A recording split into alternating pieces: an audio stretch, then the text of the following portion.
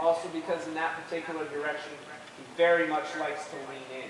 So as soon as he goes faster, his first tendency, even if you were on an inside bend, is to like throw his weight this way. He's going to always pick up the wrong one. So you set yourself up in the right, and that's why also I said not now, and right now do it, because he was in the right spot. If you have that inside leg on, it's harder for him to lean against it. Now, I've been taught both ways.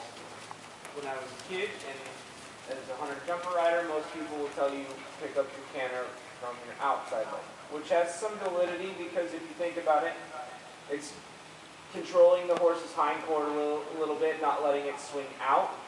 And if you actually put your horse in a little haunches in position, it's almost impossible for them to pick up the wrong lead, which is exactly what what the cowboy guy did. He picked their haunches in, and then they have to switch the lead.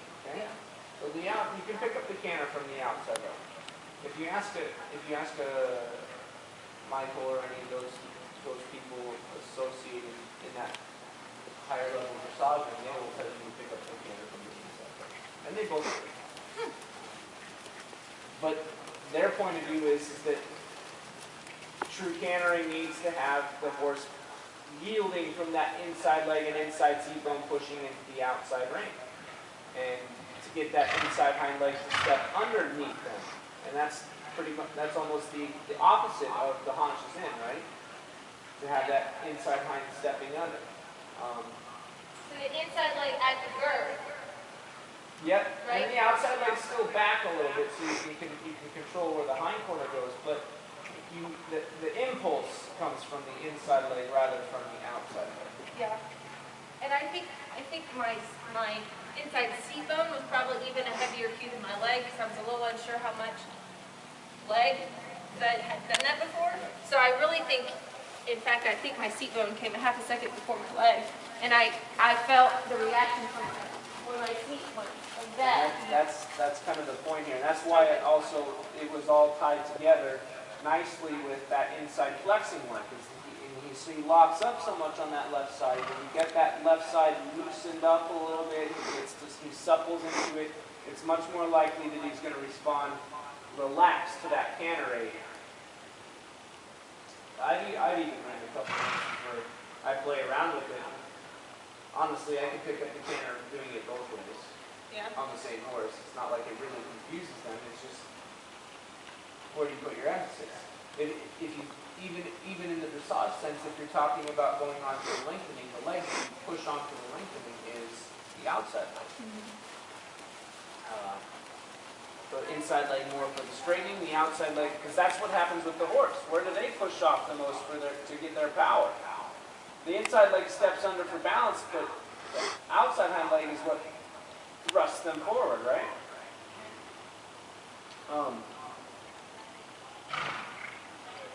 So it's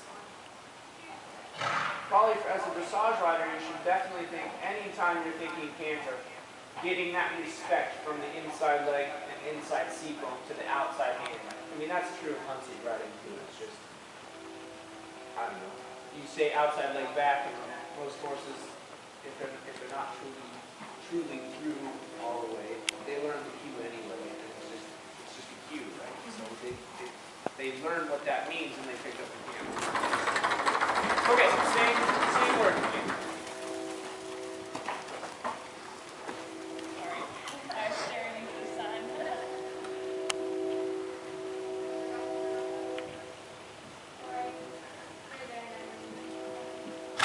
Good. So first things first, starting like we started, with light contact, a little more trot. And it doesn't have to take nearly as long. But once he's moving a little bit, then you can start pushing a little bit more. Again, like I said before, it's not going from a half to 5. That next smallest step. Does he allow that? Okay, good. Then the next smallest step. Does he allow that? Checking on each step, building it up. Eventually trying to push him into that hand a little bit so he yields to it and wants to come a little bit down, and then showing him again that door is open. As soon as they give, that we're giving with them. The there. Probably earlier now also adding the leg into it. So that as he starts, there he's going down, that should be giving it leg. Good. Excellent. That's the idea. There you stalled a little bit, but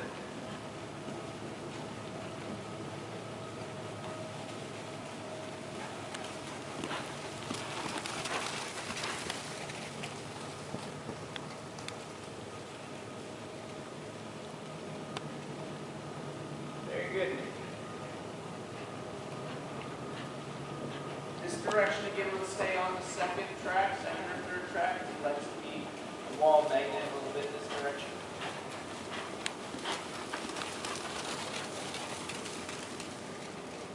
Nice, very nice.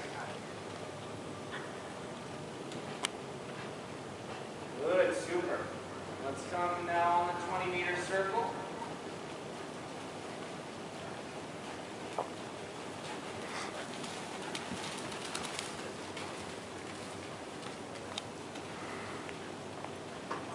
Very good, very good. Now already adding in now these in a deeper frame where they're less likely to come up. Usually it's not a problem, but it's still the case that I should say that. That's where we add the flexing. Gradually starting to ask him with that inside range, bring the nose around, but we still have to support that with the inside leg because we want to have the flexing takes place mostly in the pole, but we want to have the bending go through the whole body. Those two are slightly different concepts, bending and flexing. Flexing refers mostly to what's going on in the head and neck, mostly again in that atlas joint, the first joint or the first vertebra behind the skull. Good here. Very good here. And bending more refers to the bend through the whole body, pull the tail.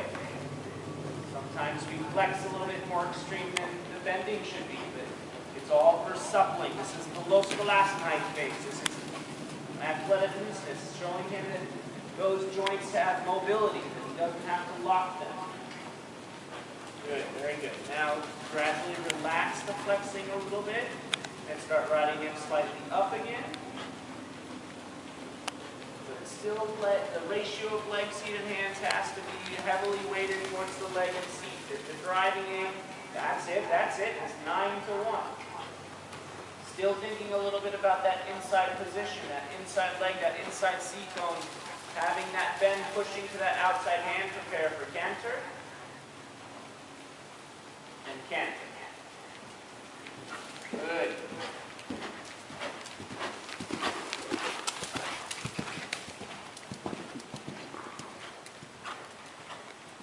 Very, very nice. Allowing him to come deeper and down if he wants to. So get him to, overall, in general, relax his mind a little bit. Relax the tension through his muscles. Stretch over the back. Get more confident that the hand is not an enemy. Try a little bit with the left leg to stay more on it. It can be a very large circle, but try not to let him get all the way to the rail where he likes to be so much. You can even do a little bit of that inside flexing here. Maybe not too extreme if it bothers him, but that's right, that's right. Still sitting a little bit on that inside seat bone. Gradually, sometimes using that inside leg as an impulse to say, keep balancing to my outside hand. Very good here. Excellent.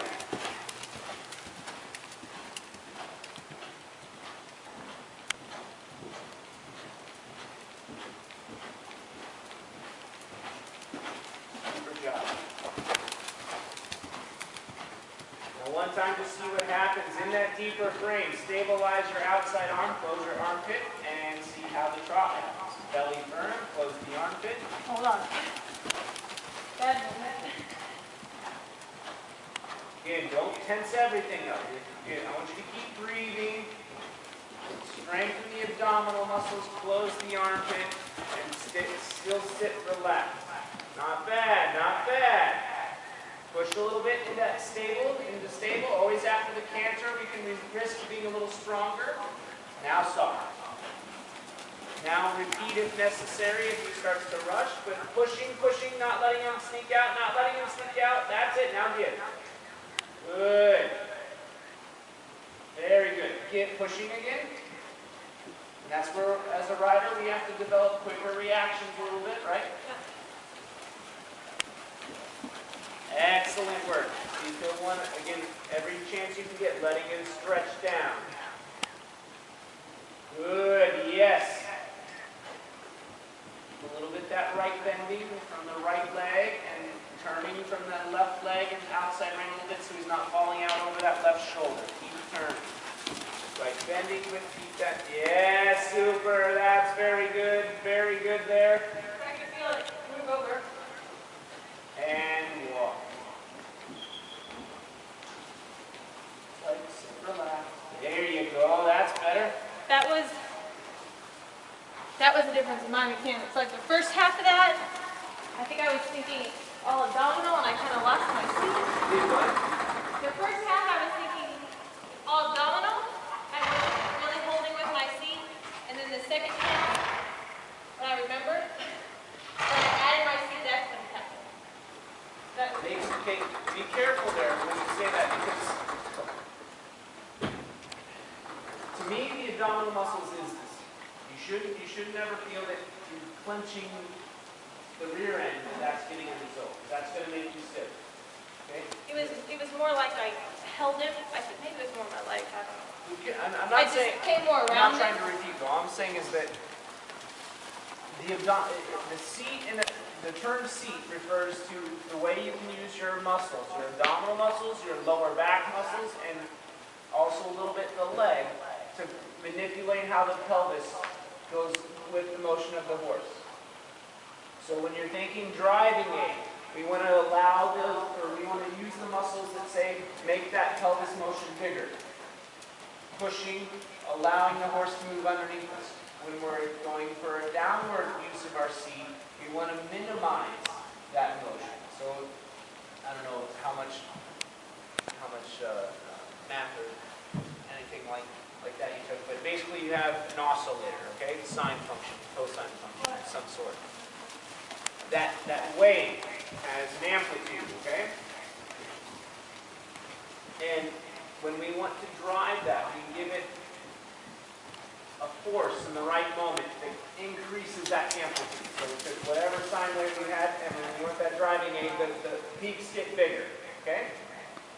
When we want to sit and resist, it's a dampening force, okay? So we still have to go with the oscillation, but we slow it down. So imagine bouncing a basketball, okay? Just normal, like standing up here bouncing a basketball. That's our default, our base, okay? Now I want to get it bigger. So I'm still doing the oscillation, but at the right moment, I push a little bit. I push a little more, and then the ball bounces high. Same thing with the resistance. It's still an oscillation, but I want the dribbling to get less animated now. So as it comes up, I resist that a little bit, but I still go with it. And I resist a little bit more. That's using the seat. So it's not ever crunching in. It doesn't work. So whatever you felt there was fine. Okay, at the first part, probably what I suspect is you went into it and you sat, but you held tight somehow. And then when it worked, you still used the muscles, but somehow sat a little bit differently in the motion. You see what I'm saying? Yeah. All right, I think that's good for him today. Okay. Do you have any questions? Yeah, I know. Does all that make sense what we went through today a little bit? Yeah. Now, at any point while riding him deeper, did he feel like he was yanking you out, or I mean, it didn't look like it? No. Going to the left, you can get heavy on the left brain. Because he likes to lean on that left side, right? Yeah. Even though it might be a moment where you said it looked good, he was heavy on the left brain. Yeah, that could be.